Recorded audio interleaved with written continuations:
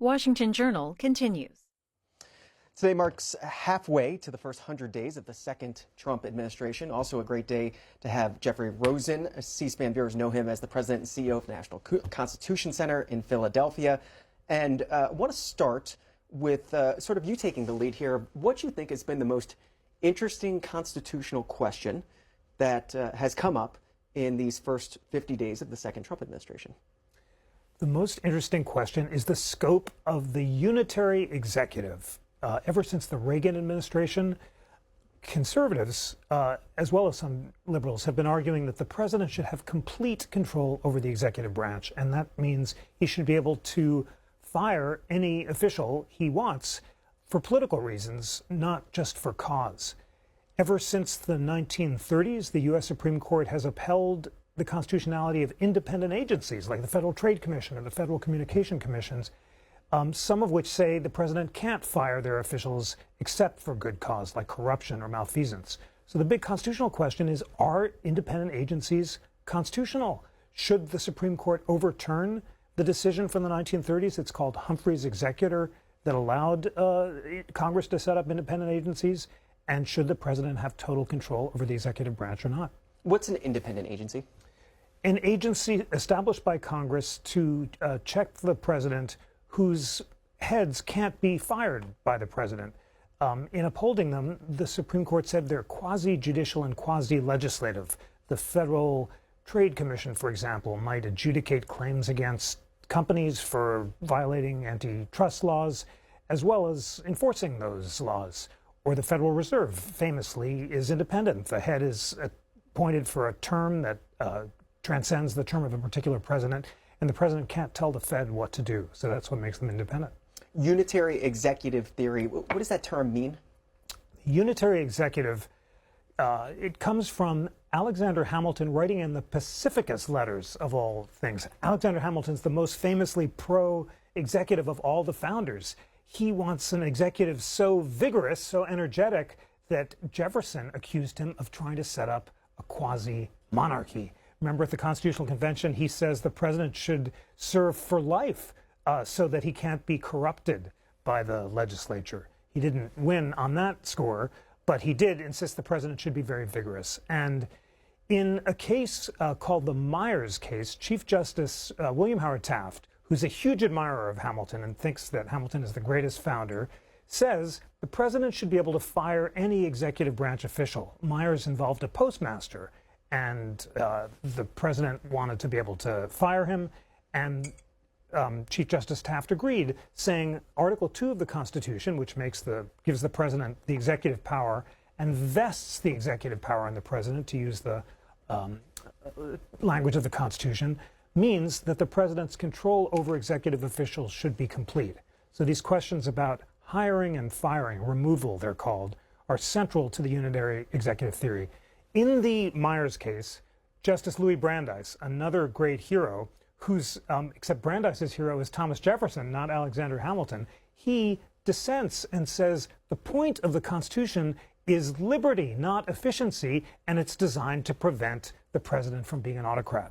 So therefore, Louis Brandeis thought that Congress should be able to protect certain executive officials from being fired, and the U.S. Supreme Court embraced Brandeis's view in this case called Humphrey's Executor in the 1930s. Wasn't it Brandeis that said sunlight is the best disinfectant? Absolutely. Such a great hero of transparency and free speech. On the hiring side, we were talking about this week in DOGE, and there was a caller earlier that said that Elon Musk was never confirmed by the Senate, that he should be confirmed, that what he's doing is illegal.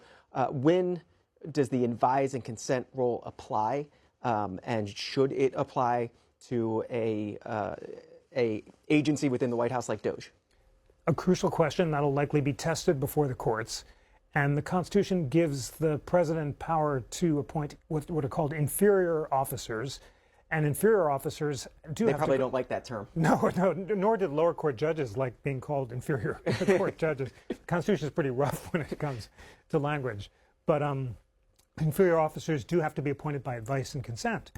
So if Elon Musk is an inferior officer, he does have to go through Senate confirmation, and it's a big question. Is he running DOGE? In their court representations, the administration has said that Elon Musk is not running DOGE, but in a State of the Union address, President Trump said he was, so a lot is likely to hang on whether or not he is. What's your read on the Supreme Court right now, and especially that decision last week when it came to the White House trying to cancel contracts out of USAID, and the Supreme Court coming back and saying with the in a 5-4 ruling last week that the USAID had to honor some $2 billion in contracts? Such a fascinating and illuminating decision.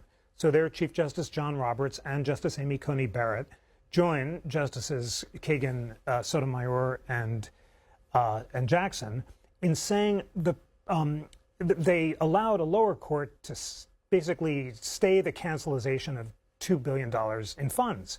And the claim is that there'd be irreparable harm because a lot of foreign countries have come to rely on this aid, and therefore it was arguably a violation of the Administrative Procedure Act to cancel the funds without further study. What's so interesting about this case is it suggests there might be a split on the court, in particular with Justices Roberts and Barrett. They might be far more sympathetic to claims about a unitary executive branch and the president's power over the executive branch than they are to the president's effort to refuse to spend congressionally allocated funds. This is called impoundment. When the president doesn't want to spend money Congress has allocated, there's a law on the books, the Impoundment Control Act, passed in the wake of Watergate when President Nixon tried to refuse to spend funds, that some say is an unconstitutional infringement on the unitary executive power. But it's possible, although we have to see, that Chief Justice Roberts and Justice Barrett, along with the liberal justices, might say, no, we have to enforce the separation of powers. Congress allocates money, and the president is infringing on congressional prerogatives when he refuses to spend it. So that would be a significant difference on the court, broad power of the executive over the executive branch, but also broad power of Congress to require that he spend funds. Staying on the courts for a second, what do you make of some of the concern that's out there right now that the president, that Donald Trump, could defy the courts? It's Erwin Chemerinsky, the dean of the Berkeley School of Law at the University of California, column today in the New York Times. If Trump defies the courts, then what is the question that he asked, saying that judges are constrained in their ability to actually make presidents obey their court orders? The most widely accepted definition of a constitutional crisis is if the president defied an unambiguous order of the U.S. Supreme Court. That's never happened before in American history. Andrew Jackson famously may have said, John Marshall has made his decision, now let him enforce it. In the Cherokee Indians case, he probably didn't because the court didn't actually order him to do anything. But neither Jackson nor any other president has directly defied an unambiguous order. If the president did that, that would be a crisis. If he doesn't, according to that definition, it's not a crisis. And it's true that the president can't be forced to obey the Supreme Court. He has, the courts have neither purse nor shield, as Alexander Hamilton again said in the Federalist Papers, and they rely on the president's voluntary acquiescence. So it is significant that despite some very serious judge bashing by administration officials of lower court decisions, the president has not said he'll defy the U.S. Supreme Court. In fact, he suggested he would comply with the U.S. Supreme Court. And in that sense, we are not yet in a constitutional crisis. Do you think we throw around the term constitutional crisis too easily or too much these days? Yes, I think we do, because it's When often... should we use it then? I like that really rigorous definition. The president defies an unambiguous order of the Supreme Court. That would indeed be a crisis. Nothing in the Constitution gives us a mechanism for resolving that. But short of that, I don't think we're in a crisis. Jeffrey Rosen is with us, taking your phone calls in these last 35 minutes or so of the Washington Journal today. Phone lines split as usual. Democrats 202-748-8000, Republicans 202-748-8001, Independents 202-748-8002. As folks are calling in, and if they've never visited that beautiful building in Philadelphia, what is the National Constitution Center? It's so exciting. As we prepare for 2026 in the 250th anniversary of the Declaration, you've got to come to the National Constitution Center. C-SPAN friends, bring your kids and come see it. Of course, it's right on Independence Mall, across from Independence Hall, the most inspiring view of Independence Hall in America. And there's the statues of the framers, so you can see how tall they were and imagine what it was like to be in the room where it happened. Live theater for kids. We're about to announce a new founding principles gallery with some really exciting documents for 2026 that I'll be able to talk about soon. And just amazing exhibits about the First Amendment and Reconstruction and the 19th Amendment. It's just the most inspiring place imaginable. In addition to all that, of course, if you can't come to Philly, you've got to go to the website, constitutioncenter.org. The interactive Constitution is it's such an illuminating resource in these challenging constitutional times. You can find the best scholars on the left and the right, liberals and conservatives, exploring areas of agreement and disagreement about the Constitution. So you can find Justice Amy Coney Barrett and Neil Katyal with 1,000 words about what they agree the habeas corpus clause means and separate statements about what they disagree about. It's just this remarkable modeling of civil dialogue about the Constitution and a great resource as you try to figure out what's going on in the news. And I will say it's a great resource as somebody in this job. It's always very helpful. Each week I find myself going to it. Constitutioncenter.org is where you can go. Barbara in Vermont is up first. Independent, you're on with Jeffrey Rosen. Good morning. Hi. So I have a question about, it was in the news and nobody's been talking about it, where in the at least last year or even before, President Biden was actually not signing his executive orders, supposedly. It looked like there was a robo-signature of some sort, the same, like a print signature.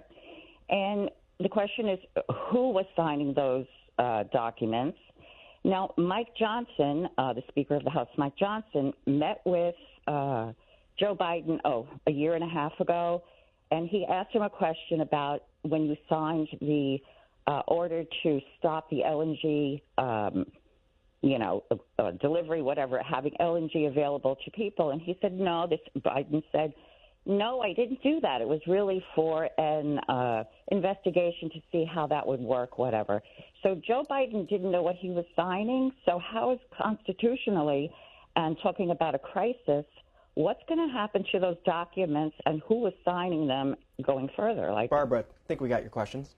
Thanks so much. I don't know the details about whether or not President Biden signed executive orders, so I can't answer that question. But the question is important because it does remind us that the use of executive orders by presidents to achieve by fiat what they're unable to achieve from Congress is something that presidents of both parties have been doing. And they've been doing it, ever since the New Deal, when the executive order number jumped from about 300 in the Theodore Roosevelt administration to 3,000 or 4,000 in the FDR administration. The number has settled into something like 300 a term of Republican and Democratic parties in the last couple of administrations. But President Biden famously attempted to cancel student debt even after the Supreme Court said he couldn't. He didn't defy an unambiguous ruling of the Supreme Court. He tried to pass the debt relief under a different statutory provision, so it certainly wasn't a constitutional crisis, but it was a vigorous use of executive authority to try to get around the courts and Congress. And in that sense, President Trump is not trying something new. How much of the Constitution refers to executive orders, or is there a specific place where it lays out what he can or she can and can't use an executive order for? There's not. The word executive order doesn't appear in the Constitution. The first executive orders were issued by President Washington, who issued just a handful of them, I think less than 10. There's this amazing copy of Washington's Constitution that you can see at Mount Vernon, which is another place that everyone should visit. And President Washington is going through the Constitution and writing president powers. He's taking notes in the margins. Basically, here's what I'm allowed to do, president, and here are my powers. But there's so few powers. He's got to execute the law. Washington decided on his own that he could receive ambassadors, even though that's not written in the Constitution.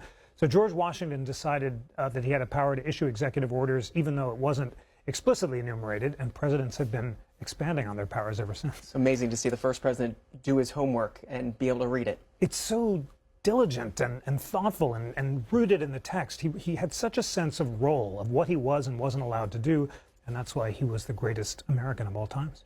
Lester, Virginia, Democrat. Good morning. You're on with Jeffrey Rosen.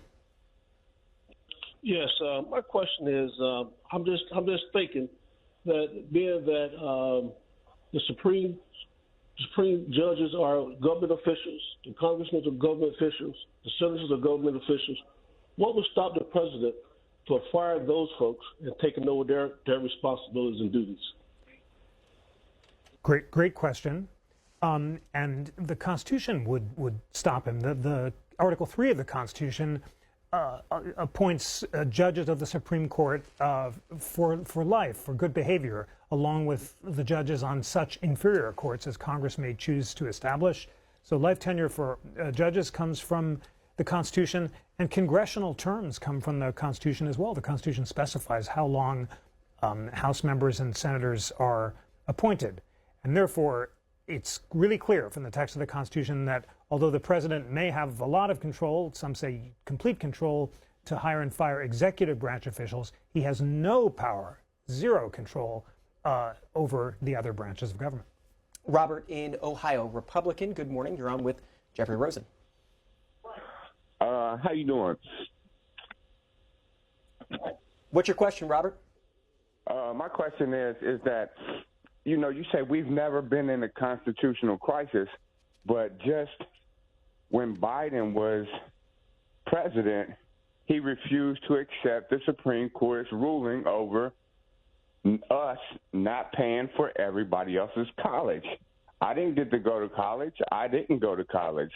The reason was because I couldn't pay for it. I couldn't afford it. But now I'm paying for everybody else's college. If we ain't never been in a constitutional crisis, what was that? Great question. And as I suggested a moment ago, President Biden was not defying an explicit order of the Supreme Court. Remember, the Supreme Court said he couldn't cancel the debt under one provision of federal law. And in fact, Chief Justice Roberts, in his Supreme Court opinion, made exactly the same point you do, that some people save and so that they can try to go to college, and it's not fair to cancel the debt. And when President Biden tried to recancel the debt, he was trying to do it under a different provision of federal law. So it was kind of a legalistic effort to parse the statute and say, okay, the Supreme Court said I can't do it here, I'm going to do it here instead. That's why I said that it wasn't a crisis, because he wasn't refusing to carry out an order. But you're absolutely right that he was trying to circumvent the spirit of the Supreme Court's opinion. Is that a unique thing for Joe Biden? Have there been other presidents that have, if I can't do it this way, let me try circumventing it and going another way? Happens all the time. Remember President Trump in his first term and the Muslim travel ban? The Supreme Court said you can't do it this way, and he tried it another way. That's what lawyers are for. Jennifer in Brandywine, Maryland, Democrat. Good morning. You are next. Yes, good morning. I was just wondering, where is it constitutional that the president can pardon people that try to murder federal police officers, that those people that attack the Capitol, those people that scale the walls of the Capitol? Is that in the Constitution? Those people, they attack federal police officers. They try to kill those people. Another really important question. Yes, the Constitution gives the president the pardon power, and the pardon power is deemed to be unlimited, that basically he can pardon people for any reason as long as it doesn't violate some other provision of law. So he can't corruptly sell a pardon. That would violate bribery statutes. But even, you know, if he thinks that they're freedom fighters rather than insurrectionists and wants to pardon people who've murdered someone else, he has total power to do that. Now, of course, no president has ever tried to pardon himself, and that would raise a novel constitutional question. If President Trump or any president were to say he himself couldn't be prosecuted, that would go up to the U.S. Supreme Court, and since they haven't confronted that question before, we don't know what they would say there. Yesterday, Canada's Liberal Party chose its next prime minister to replace Justin Trudeau. What does the Constitution say about tariffs and the president? Certainly an issue that the next prime minister will be dealing with when it comes to this administration. Really interesting. The Constitution gives Congress the power to pass duties and imposts, but ever since the wave of tariffs at the turn of the 20th century, Congress has delegated that power to the president. So the tariff policy has tended to be driven by presidents. Interestingly, it was the main defining distinction between the Democrats and the Republicans in the late 19th and early 20th century, with the Republicans, in the spirit of their hero, Alexander Hamilton, favoring moderate tariffs for income as well as protection, and the Democrats being less sympathetic to tariffs. You talk about Congress delegating the power to the president. Has it been a one-way street over the centuries? Is there a place where the president delegated a power back to Congress saying, oh, this is your territory? Or has it always been more of the creeping executive theory? Is that what it's called? The imperial presidency. I like the creeping executive is a really good phrase because that's Didn't what mean happens. to coin a new phrase. No, there you go. I think there's a law review article in our future. That is it is a one-way ratchet. And the phrase imperial presidency comes from Arthur Schlesinger, who's describing in the mid-20th century how all power seems to rush from Congress to the president. It really started, the election of 1912 turns out to be really important here because both Theodore Roosevelt and Woodrow Wilson insist that the president is a steward of the people who directly channels popular will. This completely alarms William Howard Taft, my hero, who is a constitutionalist president, the last president who thinks his powers are constrained as a kind of chief magistrate. And he thinks Wilson and Roosevelt are demagogues who are trying to accrete power in the presidency in an unconstitutional way. Taft, of course, loses. And ever since Roosevelt and Wilson, presidents of both parties have insisted that because they're the one national office elected by the whole nation, they should have all the power. Congress has responded by delegating more and more power. And the biggest delegation happened during the New Deal when Congress created all of these executive agencies, some of the independent agencies that are now being questioned, and then passed laws allowing the executive branch to fill in the blanks. There's a huge question on the Supreme Court. Is that delegation constitutional? And there's a legal doctrine called the non-delegation doctrine, which says Congress can't give the president a blank check. It can't give the president power without specifying the contours. That would strike down several of the regulations that Congress has passed since the 1930s. And the Supreme Court just recently overturned a case called Chevron, which had required judges to defer to administrative interpretations of federal statutes when the statutes were ambiguous. And in this case, called the Loper-Bright case, said the judges should make their own decisions about whether or not the text allows the regulation or not. So that's one example of the Supreme Court's pushback on congressional delegation to the executive branch, an effort to enforce Congress's prerogatives, but in the process, really empowering judges. I love the history here. 1912, so Taft was running as the Republican, Roosevelt, the Bull Moose Party, and then Wilson's the Democrat, and Taft and Roosevelt split the vote, sort of, and Wilson comes in and wins that election, right? Absolutely. And Taft runs specifically to defend the independence of judges and the Constitution. Remember, he's yearning to be Chief Justice. He never wanted to be president. His wife and Theodore Roosevelt made him basically be vice president. And he, although he wants to retire, is just so afraid about demagogic presidents. He thinks once populist presidents start insisting that they alone represent the people and also attacking Supreme Court judges. Taft was really upset that Roosevelt was attacking Supreme Court justices by name. Justices ruling in railroad cases for workers were attacked by Theodore Roosevelt. And Roosevelt said that Congress should be able to pass a constitutional amendment overturning Supreme Court decisions by majority vote. Taft thought that was a grave threat to the Constitution. It is worth thinking about these attacks on judges today. And just speaking historically, calls for the impeachment of judges because you disagree with their rulings are pretty unprecedented. Ever since Justice Samuel Chase was impeached during the Jefferson administration for his drunken partisan harangues on the bench, and he was indeed a drunken partisan who would attack defendants who were convicted under the Sedition Act passed by the Adams administration. The Jeffersonian Republicans come in and say he's a big partisan, we've got to impeach him. John Marshall thinks if that impeachment succeeds, the whole independence of the judiciary is finished for all of American history. And because of Marshall's efforts and ultimately the patriotism of Jeffersonian Republicans, the Chase impeachment fails. Ever since Chase was acquitted, that precedent has come to stand for the proposition you cannot impeach judges and justices simply because you disagree with their rulings. We don't do that in America. That would undermine the independence of the judiciary. So, to the degree that some members of the Trump administration, I think in particular Elon Musk, who's been very explicit about this, are calling for lower court judges to be impeached because he disagrees with their rulings. That's a grave violation of the Chase precedent and of the independence of the judiciary. Can I just, one more question on Congress ceding over power to the executive. Has there been an instance that you can think of when that happened and Congress was later able to claw back that power? Or once it's gone and that imperial presidency has taken that, is it gone? Really great questions. I think they clawed it back during the Watergate era.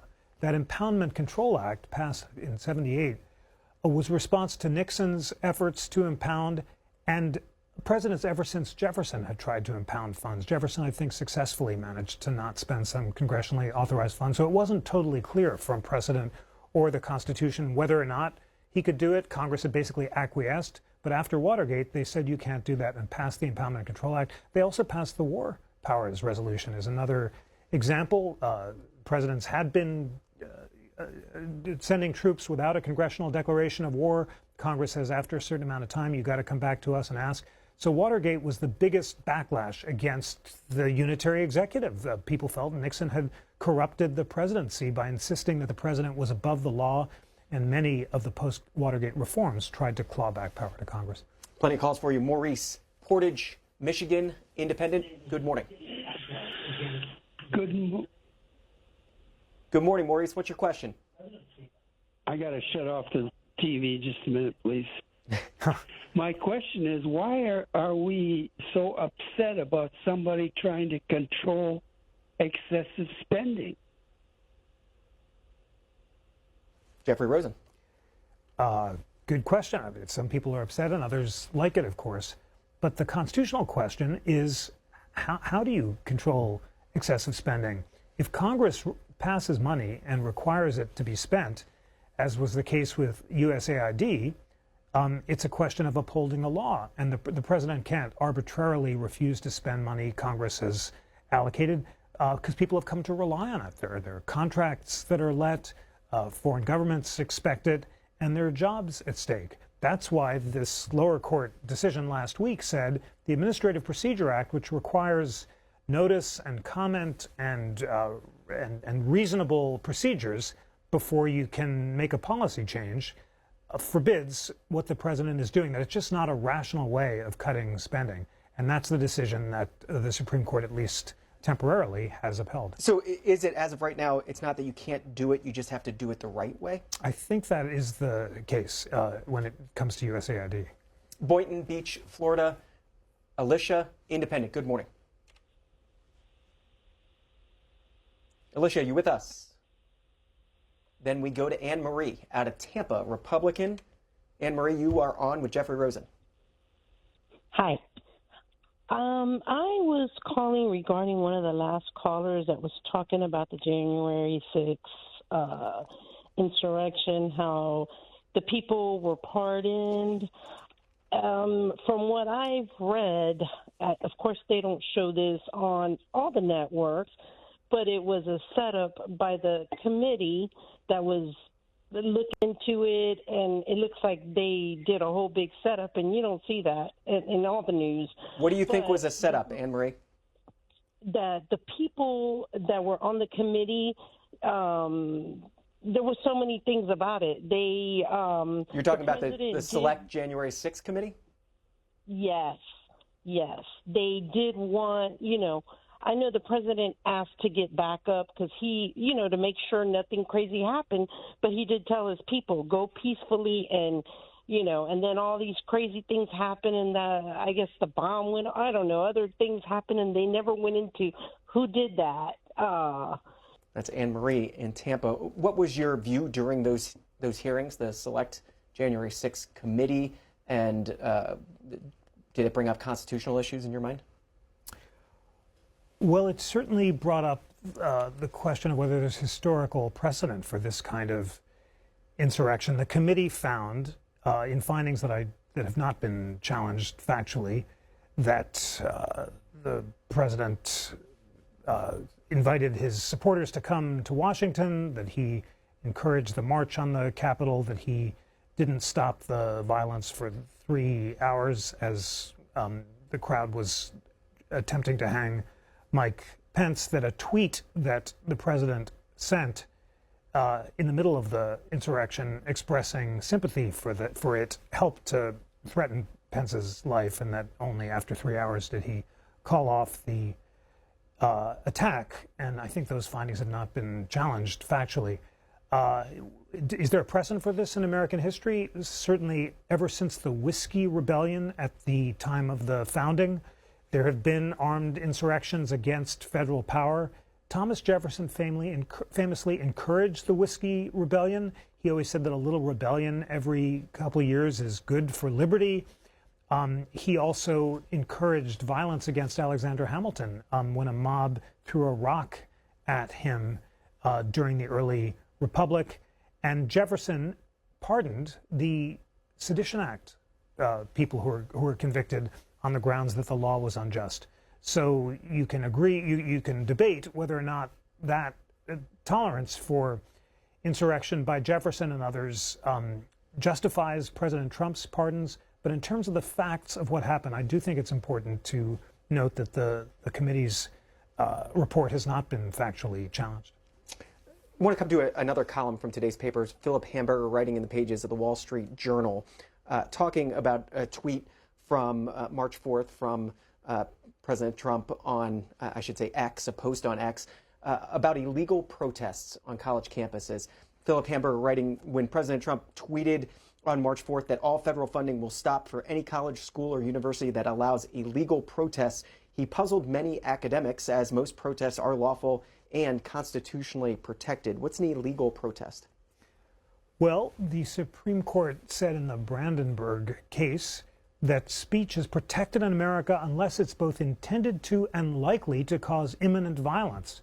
And of course, the question of whether January 6th itself was a legal protest or an illegal insurrection is exactly the legal question that President Trump solved by pardoning the protesters or insurrectionists, as you have it. So in January 6th, the argument was that although President Trump may have encouraged the march, he didn't intend to and succeed in inciting illegal violence. And in the case of protests before universities, there are few examples of protesters who are intending to and succeeding in inciting legal violence. So that's why you can understand Philip Hamburger saying that President Trump is applying a double standard there. What was Brandenburg v. Ohio about? It was about a Ku Klux Klan rally. I mean, that shows how vigorously and deeply we protect free speech in America. There's a Klan rally. This is the 1960s. A guy gets up in a Klan outfit and says, unless the white people are attended to in this country, there's going to be revengeance. And revengeance? Revengeance was his word. And the U.S. Supreme Court said, even though that's poisonous hate speech, the guy's standing up in a Klan outfit, he's threatening revengeance, the speech wasn't intended to and likely to cause imminent violence. It's an incredibly high standard. It makes the U.S. the most speech-protective country in the entire world. It's really one of the crowning jewels of our free speech tradition that even the thought we hate, as Olive Wendell Holmes called it, is vigorously protected unless it's intended to and likely to ripen into violence. Brandenburg was channeling and building on a brilliant concurrence written by Justice Brandeis, who, as you can tell, is one of my heroes, who in the Whitney case, in the progressive era, said that those who won our independence believed that the final end of the state is to make men free to develop their faculties, and in its government the deliberative forces should prevail over the arbitrary. I won't do the whole thing as a party trick, but it's this incredibly inspiring passage. The C-SPAN viewers, go to the National Constitution Center website and read the Whitney versus California case, and then read Brandenburg, and you'll get a sense of really how strong free speech protections are in America. And that's why generally, even if speech is hateful and upsetting, and even if people gather and rally around in response to it, unless it's intended to and likely to cause imminent violence, it's protected in America. Just about 7 or 8 minutes left with Jeffrey Rosen this morning. A reminder, the House is in at noon Eastern for morning hour, 2 p.m. for legislative business. The Senate is in at 3 p.m. today. You can watch Gavel to Gavel coverage, of course, as always, here on C-SPAN and C-SPAN 2, respectively, for the House and Senate. And Alicia is back from Boynton Beach, Florida. Independent. We'll try a second time. Go ahead. Hi, good morning. Good morning. What's your question or comment? Yeah, my question is, well, no matter how we cut the mustard here, when we run the numbers, no matter in any direction, we understand that 70% of the eligible voting population in the United States, 70% did not vote for Donald Trump. So moving forward, is there any historical methods that previous populations have dealt with this in history? Great question. It's really striking how the founders didn't expect popular majorities to necessarily elect the president. They thought that many presidents would not get a majority in the Electoral College and that the elections would be thrown into the House of Representatives. And that was the method that they thought would resolve elections. That happened in 1824 when John Quincy Adams is running against Andrew Jackson. No one gets a majority in the Electoral College. Thrown into the House. The House chooses Adams, even though he's gotten less votes than Jackson, in exchange for the support of Henry Clay, which Jackson says is a corrupt bargain. And then he does accept the election results, but he wins against Adams 4 years later. So the fact that the president's elected without a popular majority is not historically unprecedented, but it certainly does violate the increasing expectations in the 20th century that majority will rules. And to that degree, whenever there's a president who's elected with a minority of the popular vote, but a majority of the Electoral College, as we saw in 2016 and in 2000, people feel that that violates the democratic principle. And the fact that we may have a whole series of presidents elected without majority vote, it seems like it may become a structural reality of our current politics. You mentioned the founders. There's a great book that came out last year. It's titled The Pursuit of Happiness, How Classical Writers on Virtue Inspired the Lives of the Founders and Defined America. We featured it on C-SPAN's Book TV. What's it about? It is about the classical moral philosophy that inspired Thomas Jefferson and the other founders when they put that famous phrase, the pursuit of happiness, in the Constitution. During COVID, I read the books on Thomas Jefferson's reading list that he said defined the pursuit of happiness for him. This is Marcus Aurelius and Seneca and Epictetus and Cicero's Tusculan Disputations, which so many of them read. And what I discovered came as a revelation, which is that for the founders, happiness meant not feeling good but being good, not the pursuit of immediate pleasure, but the pursuit of long-term virtue. And that discovery really changed my life. It changed the way I think about how to be a good person, how to be a good citizen. Most important, it changed my reading habits. And now, having spent a year reading these great books during COVID, when I wake up now, my rule is that I have to read before I browse or surf. And that's just been a great new habit. And C-SPAN viewers should check it out. What are you reading right now?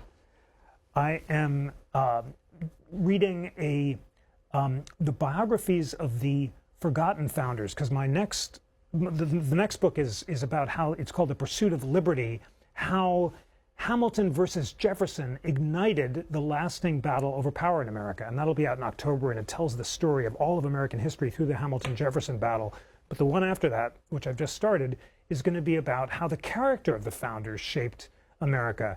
And founders like Gouverneur Morris, Roger Sherman, George Wythe, that I was just reading about today, an amazing biography of George Wythe, are so exciting. I can't wait to tell their stories.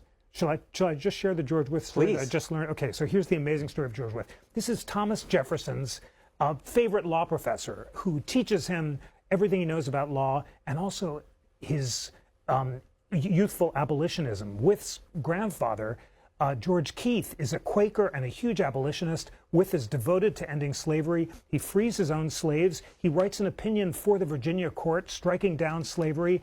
Then he leaves the convention because his wife is dying. He goes home and he has a kid with his housekeeper, who's a formerly enslaved woman who he frees. He has a son, Michael, with her. And then he leaves half of his estate to the housekeeper and to Michael and half to his wastrel nephew who's come to live with him. The nephew notices that the will gives half the estate to Michael and the housekeeper, and he poisons all three of them. He puts arsenic in their coffee. And the son, Michael, die in agony. The housekeeper, who sees him put the arsenic in the coffee, wants to testify against the nephew, but Virginia law at the time forbids black people from testifying against white people. So this horrific, murderous nephew is acquitted, and the heroic Wythe goes unvindicated. Isn't that an amazing story? Jeffrey Rosen is always one book and sometimes two books ahead, and always willing to talk about the United States Constitution. It's the National Constitution Center, constitutioncenter.org, and we do always appreciate your time. So great to be here. Thank you so much. And that's going to do it for us this morning on the Washington Journal. Remember, we'll, of course, be back here tomorrow morning. It's 7 a.m. Eastern. It's 4 a.m. Pacific. In the meantime, have a great Monday.